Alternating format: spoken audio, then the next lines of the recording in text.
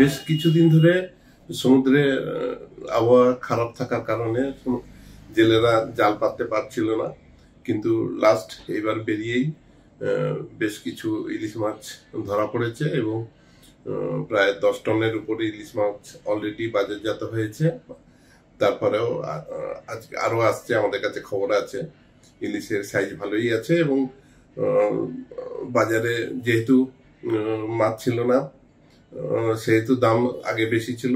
বাজারে মাছ আসতে শুরু করে দিলে সাধারণ মানুষের সাধ্যের মধ্যেই মাছ চলে আসবে এবং দাম বেশ কিছুটা পড়বে বলেই আমরা আশা করছি। এবং আগামী 2-3 দিন সময় আছে আমাদের হাতে খুব ভালো ইলিশ আসার জন্য।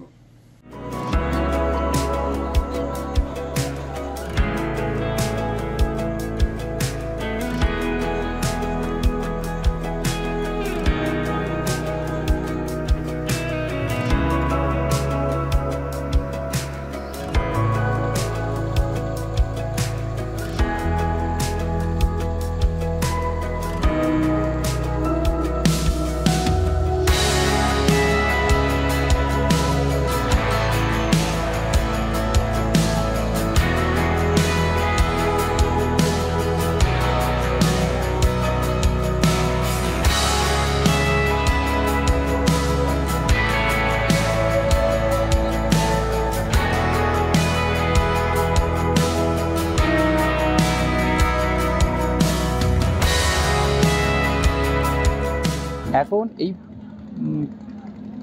পূবালি হাওয়া হচ্ছে আর একটু বৃষ্টি হতে ইলিশের আনাগোনা দেখা দিয়েছে।